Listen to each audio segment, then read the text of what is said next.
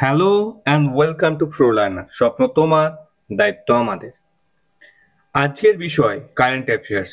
আজ 31 জুলাই 2024। আমি রানা মণ্ডল জুলাই মাসে কিছু গুরুত্বপূর্ণ কারেন্ট অ্যাফেয়ার্স নিয়ে তোমাদের সঙ্গে আলোচনা করব, যা আপকামিং পরীক্ষাগুলোর জন্য গুরুত্বপূর্ণ হতে চলেছে। যদি ক্লাসটি ভালো লাগে অবশ্যই সাবস্ক্রাইব করো আমার ইউটিউব চ্যানেল প্রোলার্নার। চলো শুরু করা যাক। প্রীতি সুদান। প্রীতি সুদান সম্প্রতি ইউপিএসসি অর্থাৎ ইউনিয়ন পাবলিক সার্ভিস কমিশনের চেয়ারম্যান নিযুক্ত হলেন। দেখো ইউপিএসসি কি? ইউপিএসসি একটা ভারতের সাংবিধানিক সংস্থা।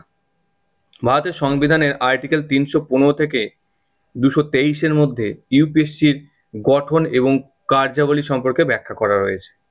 যেন এইখানে ইউপিএসসি কি করে? মেনলি রিক্রুটমেন্ট রিকমেন্ডেশন করে, অর্থাৎ তিনি ইউপিএসসি হচ্ছে তোমার IAS Indian administrative service, IFS Indian foreign service, Indian police service, central সার্ভিসের গ্রুপ এ এবং গ্রুপ বি প্রভৃতি পোস্টগুলোর জন্য রিক্রুটমেন্ট রিকমেন্ডেশন করেন। ওকে, এবং অর্গানাইজ করেন। এটা ইউপিএসসির হেডকোয়ার্টারের সামনের ছবি। নেক্সট বিষয় দেখো, জিআরআই। সম্প্রতি ইংলিশ চ্যানেল পার হওয়া সব থেকে কম বয়সে এবং দ্রুততম প্যারা সাঁতারু হলেন জিআরআই। জিআরআই একজন প্যারা সাঁতারু, যার মাত্র বয়স 16 বছরে সব থেকে কম বয়সে এবং দ্রুততম ভাবে ইংলিশ চ্যানেল পেরোলেন। দেখো এই ইংলিশ চ্যানেল এর অবস্থানটা দেখো, এটা অ্যাকচুয়ালি আটলান্টিক মহাসাগরের একটা অংশ। এটা কার অংশ? আটলান্টিক মহাসাগরের একটা অংশ।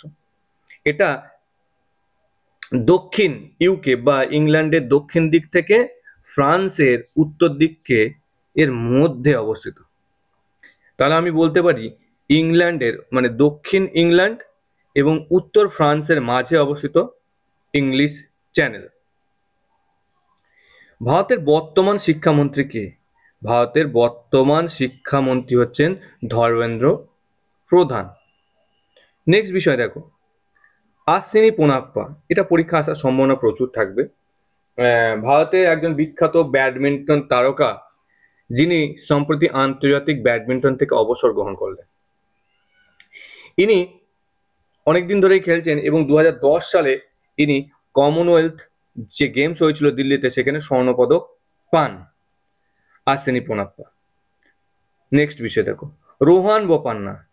ইনিও কি করলেন? প্যারিস অলিম্পিকে চলাকালীন ওর ম্যাচ হেরে যাওয়ার পর তিনি অবসর গ্রহণ করলেন।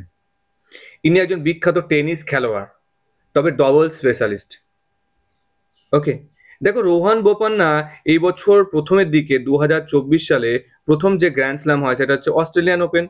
সেই অস্ট্রেলিয়ান ওপেন জিতেছিলেন এবং সব থেকে বেশি বয়সে গ্র্যান্ড স্ল্যাম জেতা খেলোয়াড় হয়েছেন রোহান বোপান্না, যার পুরো নাম হচ্ছে রোহান মাচন্ড বোপান্না।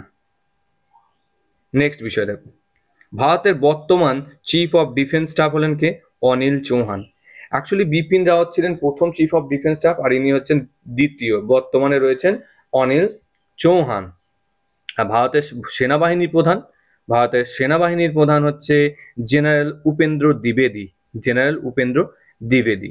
ওকে, আজকে ভিডিও এই পর্যন্তই। যদি ক্লাসটি ভালো লাগে অবশ্যই লাইক, শেয়ার এবং সাবস্ক্রাইব করতে ভুলো না। ধন্যবাদ।